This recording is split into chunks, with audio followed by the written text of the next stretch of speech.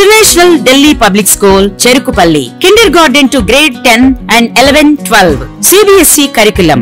ఆహ్లాదకరమైన ప్రశాంత వాతావరణంలో సువిశాలమైన భవన సముదాయంలో ఇంటర్నేషనల్ స్టాండర్డ్స్ తో మీ చిన్నారుల ఉజ్వల భవితకు బాటలు వేస్తూ వారి ప్రతిభను మెరుగుపరిచే అత్యాధునిక పాఠశాల international Delhi public school Cherukupalli. మా ప్రత్యేకతలు దేశంలోనే అత్యుత్తమ ఫ్యాకల్టీ అయిన కోట రాజస్థాన్ వారిచే 6th to 10th IIT and NEET programme, అలాగే +1, +2 విద్యార్థులకు IIT and NEET ప్రోగ్రామ్ లో ప్రత్యేక శిక్షణ, AC digital class rooms, AC bus facility, 3rd to 12th AC hostel, space and astronomy lab, robotics lab, montessori lab, outdoor sports arena, indoor sports complex, horse riding, swimming pool, synthetic running track, mini golf వంటి సకల సౌకర్యాలు కలవు.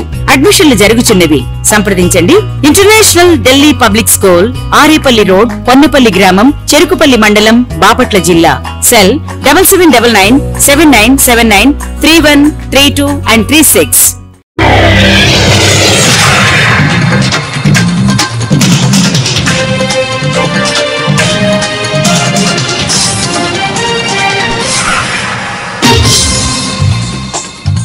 నమస్కారం. City news తెలుగుకి స్వాగతం. భారత ప్రధానమంత్రి నరేంద్ర మోదీ మే 2వ తేదీన అమరావతి పర్యటన సందర్భంగా రాష్ట్రీయ ప్రజలను సురక్షితంగా తరలించడానికి తీసుకోవాల్సిన జిల్లా కలెక్టర్ జె వెంకటమురళి అధికారులు ఆదేశించారు. మంగళవారం స్థానిక కలెక్టరేట్ నుంచి ప్రధానమంత్రి అమరావతి పర్యటన నేపథ్యంలో ప్రజలను తరలించడానికి తీసుకోవాల్సిన చర్యలపై మండల, డివిజన్, జిల్లా స్థాయి అధికారులతో జిల్లా కలెక్టర్ వీడియో కాన్ఫరెన్స్ నిర్వహించారు. ఈ సందర్భంగా జిల్లా కలెక్టర్ మీడియాతో మాట్లాడారు. మనకు ఇది ఒక ముఖ్యమైనటువంటి task. I hope secretariat employees అందరూ కూడా ఎంపీడీఓలతో కలిసి కూర్చొని ఉన్నారు అని చెప్పి భావిస్తూ నేను ఈ వీసీ స్టార్ట్ చేస్తున్నాను. అందరూ కూడా district officers, divisional officers, mandal special ఆఫీసర్లు, కాన్స్టిట్యుయెన్సీ స్పెషల్ ఆఫీసర్లు, ఎంపీడీఓలు, మున్సిపల్ కమిషనర్లు and all secretariat employees, whether గ్రామ సచివాలయన్స్ ఆర్ వార్డు సచివాలయం, మీరు అందరూ కూడా శ్రద్ధగా వినాలి. ఆనరబుల్ ప్రైమ్ మినిస్టర్ గారి ప్రోగ్రాం మనకు మే నెల 2వ తేదీన మధ్యాహ్నము జరుగుతుంది. Honourable prime minister Shri Narendra Modi గారి ప్రోగ్రాం. ఆయన గన్నవరం ఎయిర్పోర్ట్లో దిగి వెలగపూడికి వచ్చి పబ్లిక్ మీటింగ్లో పార్టిసిపేట్ చేసి మళ్ళీ వెనక్కి వెళ్తారు.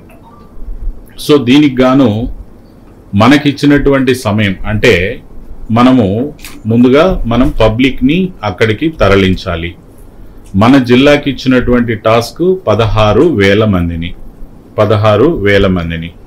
సో దీనికి గాను ఏ కాన్స్టిట్యుయెన్సీ నుంచి ఎంతమంది అనేది మీరు చూసుకున్నట్టయితే ముఖ్యంగా Vemuru constituency 3,000, Repalle constituency 3,000 because Santhanuthalapadu తీసేస్తాం కాబట్టి.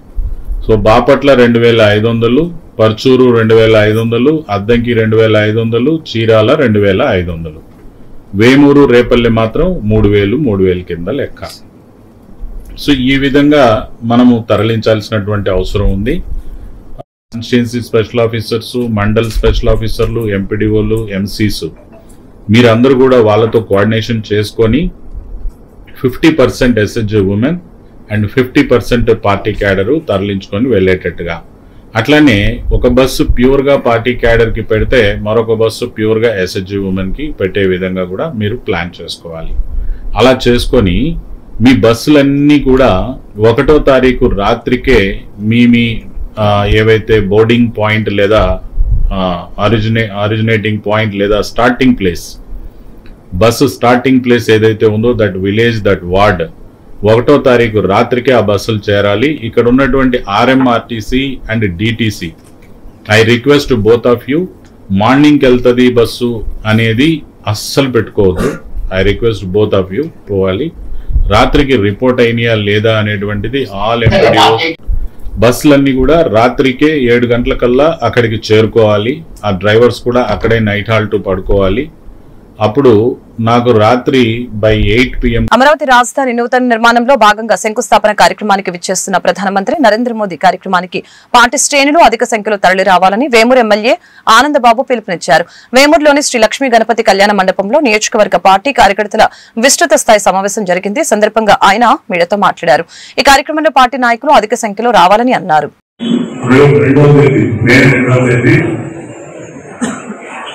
మోదీ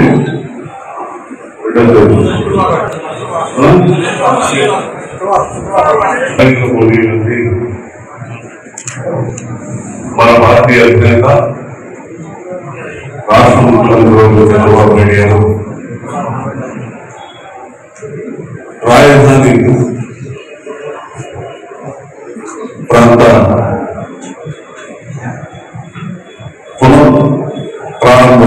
పనుల పునఃప్రారంభోత్సవానికి ముఖ్య అతిథిగా ఆహ్వానించడం జరిగింది. ఈ ఆహ్వానం చాలా గొప్పగా చేయాలి, ఒక పండుగ వాతావరణంలో జరగాలి. ఆంధ్రప్రదేశ్ రాష్ట్రం ముఖ్యంగా ఈ ప్రాంతంలో ఉన్నటువంటి మన ప్రజానీకంతా కూడా వారికి సాధారణంగా స్వాగతం పలికి ఘనంగా చేసి ఆ కార్యక్రమం గుర్తుంచుకునే విధంగా చేయాలనేది తలంతో రాష్ట్ర పార్టీ కార్యదర్శి పూర్వోత్తు సాయిబాబు గారు వేదికలు రావాలని కోరుతున్నాను.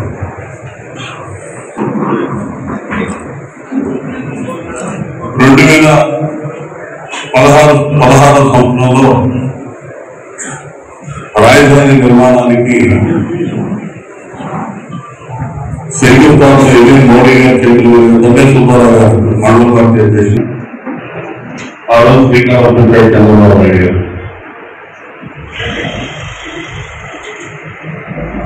అదే రాజధాని నిర్మాణం జరుగుతున్నటువంటి నిర్మాణాన్ని విచ్ఛిన్నం చేసి ఒక విధంగా విధ్వంసం సృష్టించి ఆ రాజధాని తప్పించి 5 సంవత్సరాలు వికృత చేయడానికి శ్రీకారం చుట్టాడు. రాష్ట్రమంతా పూర్వీకంగా ఇష్టపడిన ఉద్యమం జగన్మోహన్ రెడ్డి 3 సంవత్సరాల ఆందోళన రచించారు. ఎంతో ఉపయోగపడింది. ప్రజలందరూ కూడా జగన్మోహన్ రెడ్డి యొక్క చర్యలను ప్రశ్నించారు, చేరుకున్నారు. బాపట్ల జిల్లా వేటపాలెం మండలం కొత్తపేట తెలుగుదేశం పార్టీ కార్యాలయంలో యాదవ కార్పొరేషన్ చైర్మన్ నరసింహ యాదవ్ విలేకరులతో మాట్లాడారు. ఈ సందర్భంగా ఆయన మాట్లాడుతూ, నా పేరు నరసింహ యాదవ్. నేను తిరుపతి పార్లమెంటు తెలుగుదేశం పార్టీ అధ్యక్షునిగా యాదవ్ కార్పొరేషన్ చైర్మన్ గా ఉన్నాను. మొట్టమొదటిసారిగా మా సోదరులు శాసనసభ్యులు ఎంఎం కొండయ్య కార్యాలయంలో విలేకరుల సమావేశం ఏర్పాటు చేయాలని తలచి ఏర్పాటు చేయడం జరిగిందని చెప్పారు. ముఖ్యమంత్రి చంద్రబాబు నాయుడు అధికారంలోకి వచ్చిన తర్వాత బీసీ కార్పొరేషన్ లో ఆర్థికంగా సామాజికంగా వృద్ధి చెందుతున్నారని తెలిపారు. ఈ కార్యక్రమంలో ఏఎంసీ చైర్మన్ కౌతారపు జనార్దన్ తదితరుల నాయకులు కార్యకర్తలు పాల్గొన్నారు.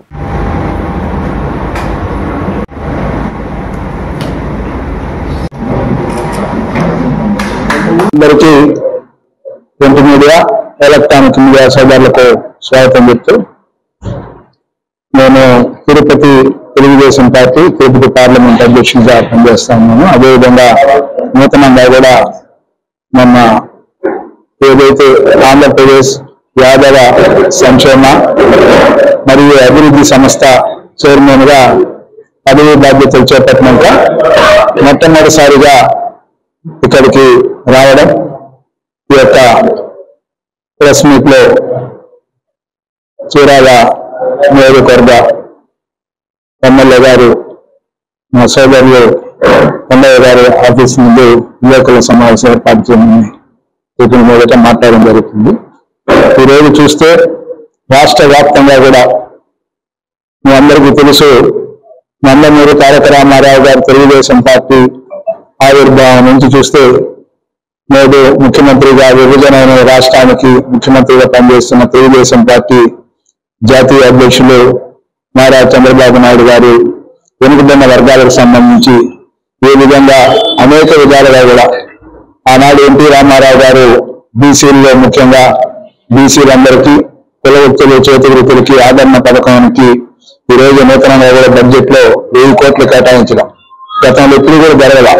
అదేవిధంగా ఏదైతే బీసీలకు సంబంధించి 789 కోట్ల రూపాయలని ఈ బడ్జెట్ లో కేటాయించడం, దాంట్లో కూడా ఏదైతే ఇప్పుడు ఏబిసిడి గ్రూపులు ఉన్నాయో బీసీలో ఆ గ్రూపుల వారీగా కూడా 789 కోట్లని కేటాయించి వాళ్ళ యొక్క భవిష్యత్తు కోసం, వెనుకబడిన వర్గాల యొక్క భవిష్యత్తు కోసం ఈ బడ్జెట్ ని కేటాయించే దిశగా ఈరోజు చంద్రబాబు నాయుడు ఎన్డీఏ కూటమి ప్రభుత్వం పనిచేస్తుంది.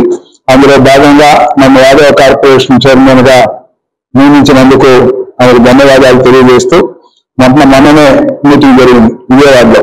యాదవ కార్పొరేషన్ సంబంధించి ఏదైతే ఈ మొట్టమొదటి సమావేశంలో కూడా ఈ యొక్క దీనికి సంబంధించి చూస్తే అజెండాలో కూడా ప్రప్రదంగా కూడా మీ అందరికీ తెలుసు, కలియుగ వెంకటేశ్వర స్వామి మొదటి దర్శన భాగ్యాన్ని కలిగిన విజయనగరం జిల్లా పోతురాజుపేటలో దళిత సోదరుల్ని గ్రామ బహిష్కరణ చేసిన దుండగుల్ని వెంటనే శిక్షించాలని దళిత బహుజన పార్టీ జిల్లా అధ్యక్షులు డిమాండ్ చేశారు. సోమవారం తహసీల్దార్ కార్యాలయం వద్ద దళిత బహుజన పార్టీ నేతలు ఆందోళన చేపట్టారు. అనంతరం ఎంఆర్ఓ గోపికృష్ణకు వినతి పత్రం అందజేశారు. పీల్చి గాలికి లేదు. రేపు ఎక్కడి నుంచి వచ్చింది కుల వివక్ష? ఈ కుల వివక్ష నశించాలి. కుల వివక్ష నశించినప్పుడే భారతదేశం బాగుంటది. ఎందుకంటే ప్రపంచంలో భారతదేశం ఒక గొప్ప దేశం. అలాంటి గొప్ప దేశంలో కుల వివక్ష నశించే వరకు దళిత బట్టి పోరాడుతూనే ఉంటుంది మిత్రులారా. ఎందుకంటే అమాయకులైన దళిత సోదరులకి సాంఘిక బహిష్కరణ చేసి అక్కడ టిఫిన్ ఇవ్వద్దు, టీ ఇవ్వద్దు, వాళ్ళకి చేయడం అంత దారుణ మిత్రులారా. ఒక సోదరులు చాటి మనిషిని మంచిగా ప్రేమించి మనిషి ఎందుకు మిత్రులారా? గీతలో శ్రీకృష్ణ పరమాత్ముడు ఏమన్నాడు మిత్రులారా? సర్వే జన సుఖనే భవంతున్నాడు. అంటే అందరూ సమానులే, భారతదేశంలో ఉన్న ప్రజలంతా సమానులే, అంతా ఒకటే. కానీ ఏంటి కులవివక్ష? ఈ కులవివక్ష నశించాలి. నశించే వరకు మన రాష్ట్ర ప్రభుత్వం కూడా కేంద్ర ప్రభుత్వం కఠినమైన చర్యలు తీసుకోవాలి. అక్కడ పోతురాజుపేట దళిత సోదరులకు న్యాయం చేయాలి. బాబాసాహెబ్ అంబేద్కర్ కమ్యూనిటీ హాల్ని దళిత సోదరులకు అప్పచెప్పే వరకు దళిత పార్టీ పోరాడుతూ ఉంటుంది మిత్రులారా. దళిత సోదరులకు న్యాయం చేయాలి. ట్రైసే వరకు మేము పోరాడతాను అంటే మిత్రులారా, నాకు ఇంత మంచి అవకాశం ఇచ్చిన మీడియా మిత్రులకు అందరికీ మా దంత భోజన పార్టీ ఉదయపూర్వక ధన్యవాదాలు తెలియజేస్తూ జై భీమ్, జై అంబేద్కర్, జోహార్ డాక్టర్ బాబాసాహెబ్ అంబేద్కర్, జోహార్ డాక్టర్ బాబాసాహెబ్ అంబేద్కర్. రొంపిచెర్ల మండలంలోని బుచ్చి పాపన్నపాలెం గ్రామంలో ఇటీవల జరిగిన అంకమ్మ తల్లి తిరునాళ్లలో మాజీ ఎమ్మెల్యే డాక్టర్ గోపిరెడ్డి శ్రీనివాస్ రెడ్డి చేసిన అనుచిత వ్యాఖ్యలపై మండల టీడీపీ నాయకులు మంగళవారం రొంపిచెర్ల పోలీస్ స్టేషన్లో ఫిర్యాదు చేశారు. ముఖ్యమంత్రి నారా చంద్రబాబు నాయుడు, మంత్రి నారా లోకేష్, ఎమ్మెల్యే డాక్టర్ చదలవాడ అరవింద బాబులతో పాటు కర్లకుంట గ్రామానికి చెందిన తెలుగు యువత నాయకులు వడ్లమూడి వెంకట కిషోర్ పై అనుచిత వ్యాఖ్యలు చేశారు. దీనికి సంబంధించి తనను బట్టలు ఊడతీసి కొడతానని అన్నందుకు రొంపిచెర్ల పోలీస్ స్టేషన్లో ఫిర్యాదు చేసినట్లు తెలిపారు. కార్యక్రమంలో రొంపిచెర్ల మండలం తెలుగుదేశం పార్టీ నాయకులు తదితరులు పాల్గొన్నారు.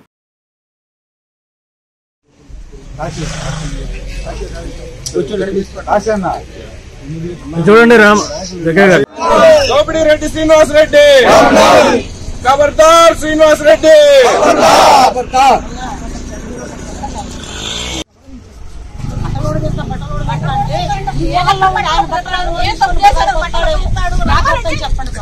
గడిచిన 5 సంవత్సరాల్లో గోపిరెడ్డి శ్రీనివాసరెడ్డి ఈ నర్సాపేట నియోజకవర్గంలో అతను చేసిన అరాచకాలు గాని, భూదందాలు గాని, గుట్కా మాఫియా గాని, అదే విధంగా అతను నడిపించిన క్యాసినోలు గాని, అదే విధంగా ఈ నర్సాపేట నియోజకవర్గంలో అతను చెయ్యని పని అంటూ ఏదీ లేదు.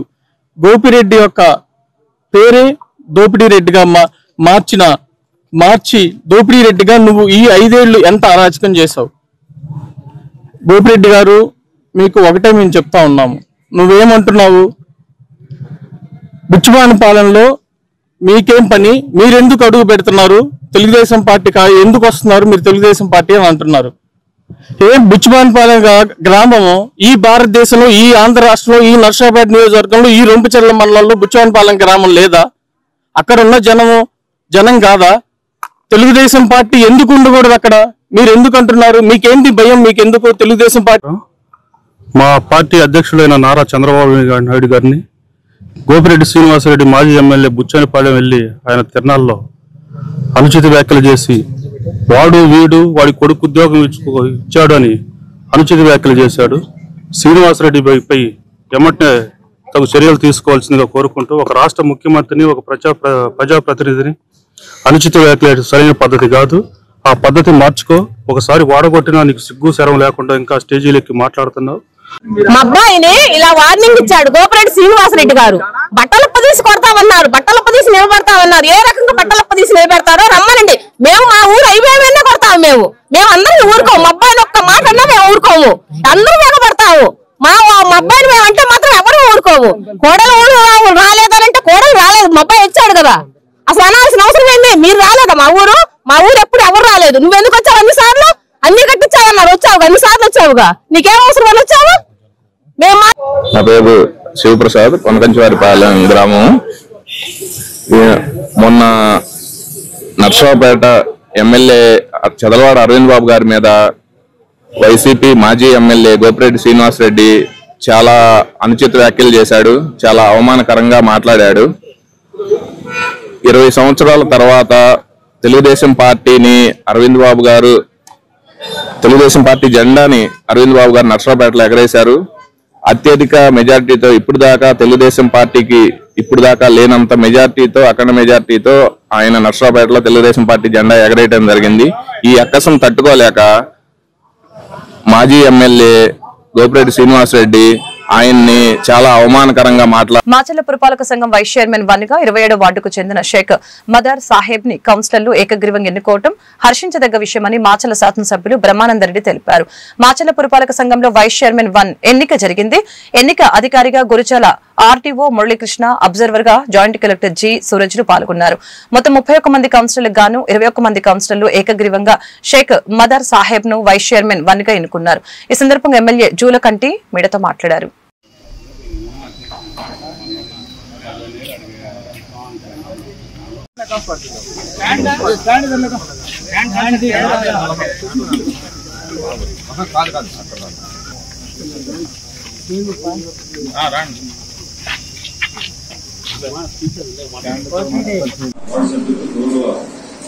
ఎమ్మెల్యే గారికి తెలియజేస్తూ ఈ సమావేశాన్ని వైస్ చైర్పర్సన్ మొన్నగా రిజర్వేషన్ బలపరచడం జరిగింది కాబట్టి వారిని అందరూ కూడా ఎన్నుకున్నట్లుగా భావించి మినిట్స్ లో రికార్డ్ చేయడం జరుగుతుంది. షేక్ మదర్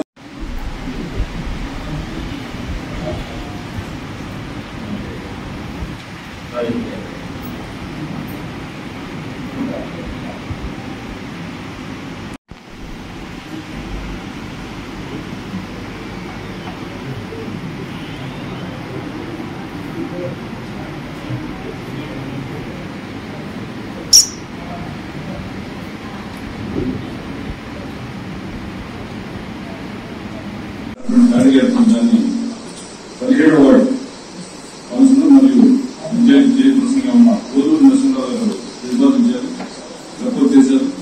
దాన్ని బలపరుస్తూ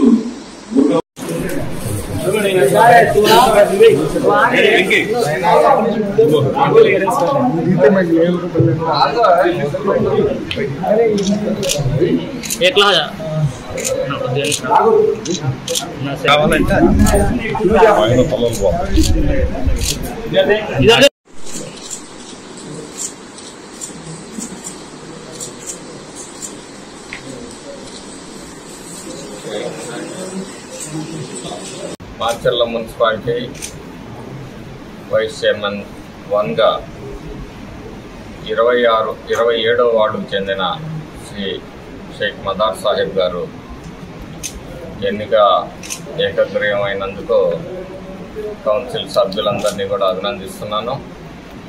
అలాగే